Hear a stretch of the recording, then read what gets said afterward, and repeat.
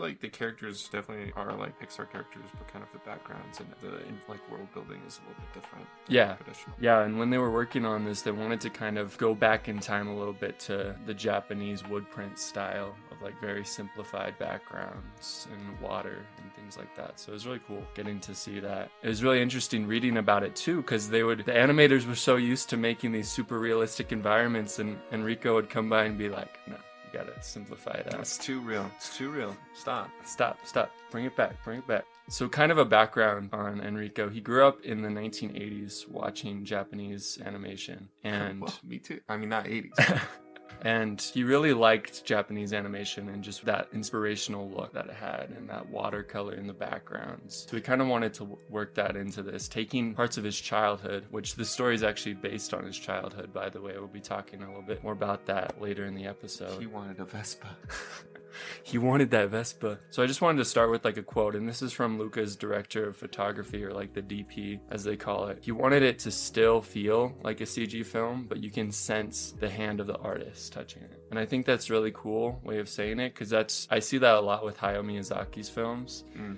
It still feels super polished and stuff, but you can sense his hand there working in the characters and the backgrounds. And it's really cool if you look at those films, because if you look at him, he's a lot of times storyboarded the whole story before any writing is even done. Like these beautiful storyboards of the story. It's really cool. One thing that was interesting is they had to train all of these animators in the style of this animation, because for years they've been doing kind of the same style again and again and again. And they had to train them in this new style of animation to get it looking perfect, making it look nice and pretty. So also with the look development, there's something really cool about this movie that I really liked, was the transformation from sea monster to human. I was about to say, that's like my favorite thing about the movie. Yeah, it's just like done so beautifully, and I wanted to do some research into that and seeing how they did that. Something that's really interesting, just starting off with Pixar, is they seem to develop a new technology with each movie that they work on. Like with Finding Nemo, it was the water. With Monsters Inc., it was like fur on characters and stuff. They're always working on these new technologies and designing these new systems. And it goes back to how it kind of started, talking about transformation and how they've done it in previous films. And when I think of transformation, the one that like first comes to my mind is the transformation of the Beast to his human form. Interesting. I thought of Little Mermaid. Oh yeah,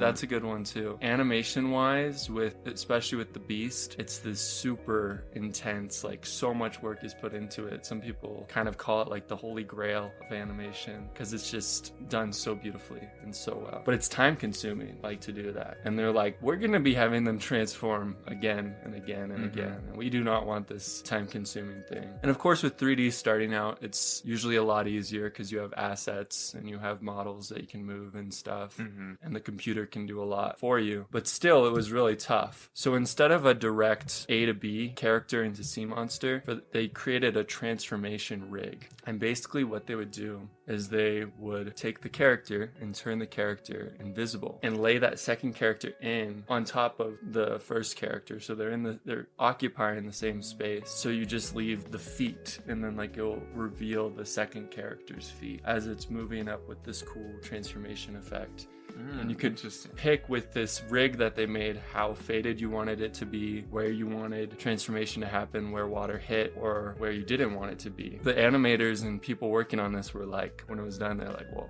this is cool.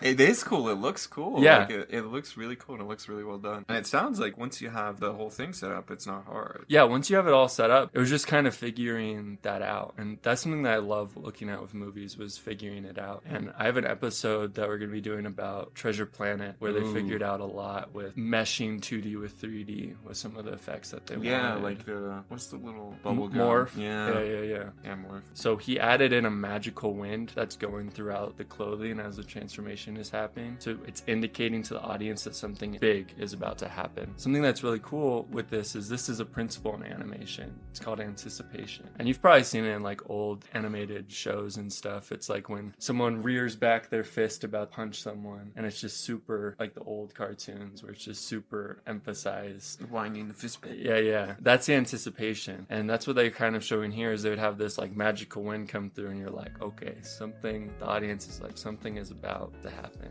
Dude, I'm gonna have to rewatch the movie after this so I can like actually notice these things. Because Yeah. I haven't done all the research that you've done. So like, I just watched the movie once, like when it came out. I was like, that was a good movie. You know, you're like analysis. Yeah, and this is one thing that I really like, that I'm excited about the show, is to have different people on and to get their thoughts about the movies, because there's so much that goes on behind the scenes of these movies. It's just like amazingly beautiful. Yeah, I'm very much a casual consumer of animation, but like this is still interesting. Yeah. I still find this very interesting. Glad to be on the podcast.